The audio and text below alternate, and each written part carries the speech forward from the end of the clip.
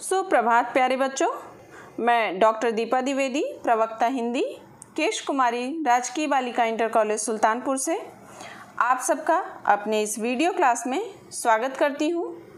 बच्चों, आज के इस वीडियो में हम लोग अयोध्या सिंह उपाध्याय हरिऔध जी के जीवन परिचय, साहित्यिक परिचय, कृतियाँ, काव्यगत विशेषताएं एवं हिंदी साहित्य में स्थान का अध्ययन करेंगे। जीवन परिचय। ब्रज भाषा एवं खड़ी बोली दोनों भाषाओं में रचना कर सकने वाले, खड़ी बोली हिंदी में प्रथम महाकाव्य की रचना करने वाले, द्विवेदी युग के प्रख्यात कवि होने के साथ साथ उपन्यासकार, नाटककार एवं आलोचक की भूमिका का निर्वहन करने वाले अयोध्या सिंह उपाध्याय हरिऔध जी का जन्म आजमगढ़ जिले के निजामाबाद गांव में 15 अप्रैल सन 1865 ईस्वी को हुआ था। इनके पिता का नाम पंडित भोला सिंह उपाध्याय और माता का नाम रुक्मिणी देवी था। इनके पूर्वज शुक्ल यजुर्वेदी सनाढ़ ब्राह्मण थे जो कालांतर में सिख हो गए थे। मिडिल परीक्षा उत्तीर्ण करने के पश्चात इन्होंने काशी के क्वींस कॉलेज में प्रवेश लिया, किंतु अस्वस्थता के कारण इन्हें बीच में ही अपना विद्यालयी अध्ययन छोड़ देना पड़ा। तत्पश्चात इन्होंने घर पर ही फारसी, अंग्रेजी और संस्कृत भाषाओं का अध्ययन किया। 17 वर्ष की अवस्था में इनका विवाह हुआ। कुछ वर्ष तक इन्होंने निजामाबाद के तहसीली स्कूल में अध्यापन कार्य किया। बाद में 20 वर्ष तक कानूनगो के पद पर कार्य किया। कानूनगो पद से अवकाश प्राप्त करके हरिऔध जी ने काशी हिंदू विश्वविद्यालय में अवैतनिक रूप से अध्यापन कार्य किया। हरिऔध जी के जीवन का ध्येय अध्यापन ही रहा। उनका जीवन सरल, विचार उदार और लक्ष्य महान था। सन 1947 ईस्वी में अपार यश प्राप्त कर हरिऔध जी ने अपना नश्वर शरीर त्याग दिया। साहित्यिक परिचय। अयोध्या सिंह उपाध्याय हरिऔध द्विवेदी युग के प्रतिनिधि कवि एवं गद्य लेखक थे। हरिऔध जी पहले ब्रज भाषा में कविता किया करते थे। आचार्य महावीर प्रसाद द्विवेदी जी ने उन्हें खड़ी बोली में काव्य रचना करने की प्रेरणा दी, इसलिए आगे चलकर उन्होंने खड़ी बोली में काव्य रचना की और हिंदी काव्य को अपनी प्रतिभा का अमूल्य योगदान दिया। हरिऔध जी काव्य को लोकहित एवं मानव कल्याण के प्रेरकीय साधन के रूप में स्वीकार करते थे। वे कविता को ईश्वर प्रदत्त अलौकिक वरदान समझकर काव्य रचना करते थे, इसलिए उनके काव्य में सर्वमंगल का स्वर मुखरित होता है। उनके काव्य में पौराणिक एवं आधुनिक समाज के ख्याति प्राप्त लोक नायक नायिकाओं को प्रतिनिधि स्थान प्राप्त हुआ है। भावुकता के साथ ही मौलिकता को प्रश्रय देने वाले हरिऔध जी की एक अन्य विशेषता काव्यात्मक विषयों की विविधता भी रही है। इसी कारण उनके काव्य में भक्तिकाल, रीतिकाल एवं आधुनिक काव्य के उज्ज्वल पहलुओं का समावेश हुआ है।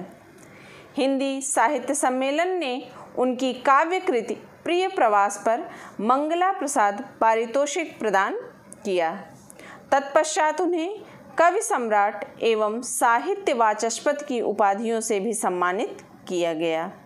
हरिऔध जी की साहित्यिक सेवाओं का ऐतिहासिक महत्व है। वे हिंदी साहित्य की एक महान विभूति के रूप में सदैव स्मरण किए जाएंगे। कृतियाँ। खड़ी बोली को काव्य भाषा के पद पर प्रतिष्ठित करने वाले कवियों में हरिऔध जी का नाम अत्यधिक सम्मान के साथ लिया जाता है। उनकी प्रमुख कृतियाँ इस प्रकार हैं।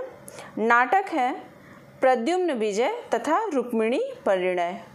उपन्यास है हरिऔध जी का प्रथम उपन्यास है प्रेम कांता, और इनका अन्य उपन्यास है ठेठ हिंदी का ठाठ और अधखिला फूल। काव्य ग्रंथ। वस्तुतः हरिऔध जी की प्रतिभा का विकास एक कवि के रूप में हुआ। उन्होंने 15 से अधिक छोटे बड़े काव्यों की रचना की। उनके प्रमुख काव्य ग्रंथ इस प्रकार से हैं: प्रिय प्रवास, रस कलश, चोखे चौपदे तथा चुभते चौपदे और वैदेही वनवास। प्रिय प्रवास यह विप्रलंब श्रृंगार पर आधारित महाकाव्य है। इसके नायक व नायिका शुद्ध मानव रूप में सामने आए हैं। नायक श्री कृष्ण लोक संरक्षक तथा विश्व कल्याण की भावना से परिपूर्ण मनुष्य हैं। रस कलश, इसमें हरिऔध जी की आरंभिक स्फुट कविताएं संकलित हैं। ये कविताएं श्रृंगार प्रधान हैं तथा काव्य सिद्धांत निरूपण के लिए लिखी गई हैं। चोखे चौपदे तथा चुभते चौपदे, इसमें खड़ी बोली पर आधारित मुहावरों का सौंदर्य दर्शनीय है। इन मुहावरों में लौकिक जगत की झलक मिलती है। वैदेही वनवास, यह प्रबंध काव्य है। आकार की दृष्टि से यह ग्रंथ छोटा नहीं है, किंतु इसमें प्रिय प्रवास जैसे काव्य तत्व का अभाव है। काव्यगत विशेषताएं।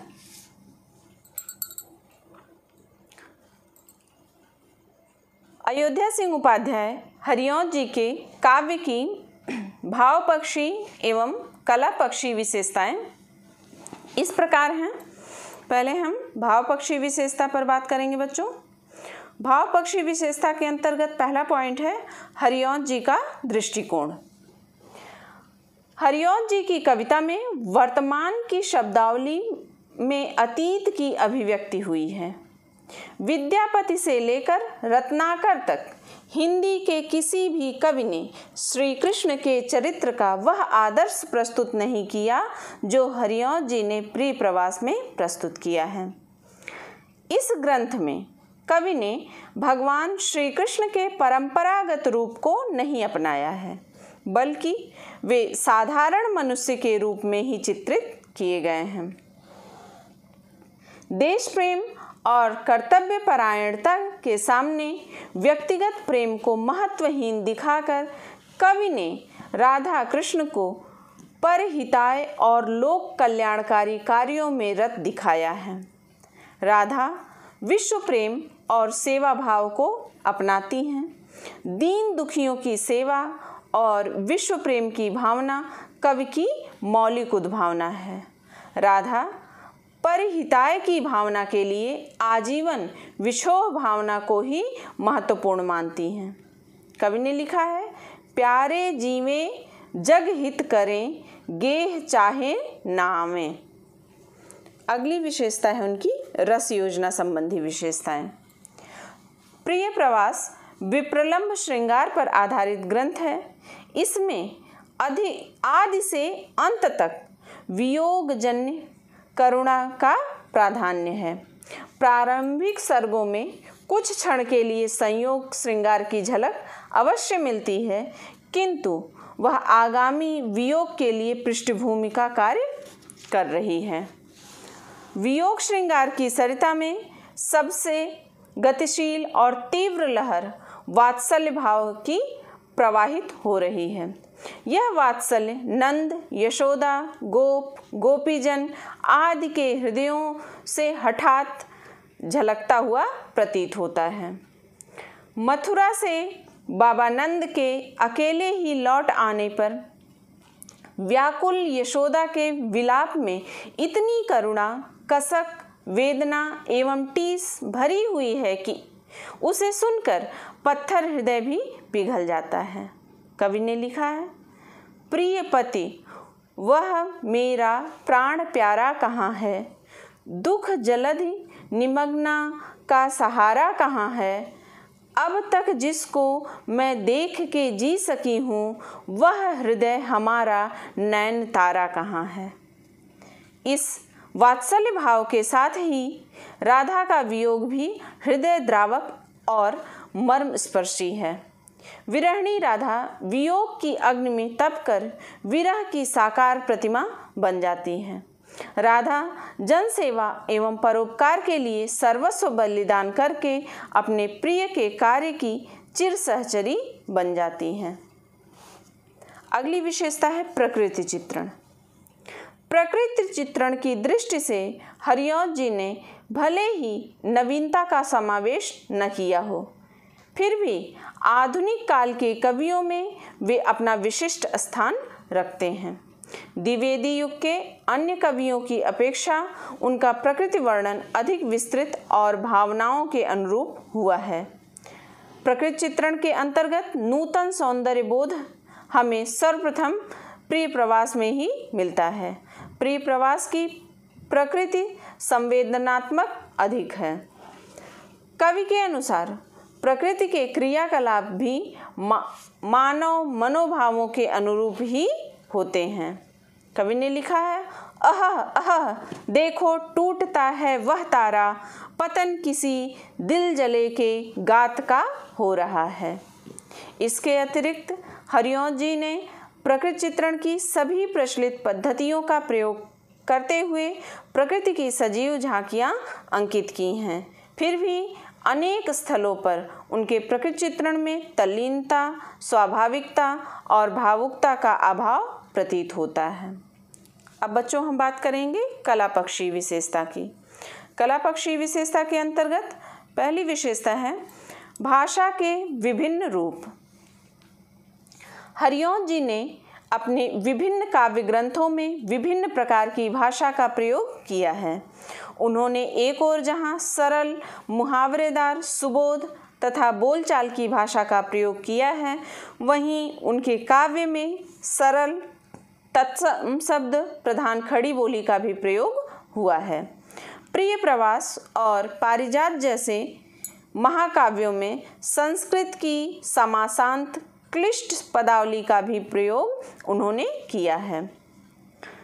प्रिय प्रवास की भाषा संस्कृत गर्भित खड़ी बोली है, किंतु इसमें बोलचाल की भाषा का भी पुट है। अगली विशेषता है प्रभावी अलंकार योजना। भावों के चित्रण, चमत्कार प्रदर्शन एवं सौंदर्य निरूपण के लिए हरिऔध जी ने अलंकारों के यथोचित प्रयोग किए हैं। यद्यपि हरिऔध जी ने परंपरागत उपमानों का प्रयोग किया है, तथापि उनके प्रयोगों में नवीनता है और अलंकारों के कारण रस या भाव निरूपण में बाधा उत्पन्न नहीं हुई है। प्रिय प्रवास में शब्दालंकार और अर्थालंकार दोनों का प्रयोग हुआ है।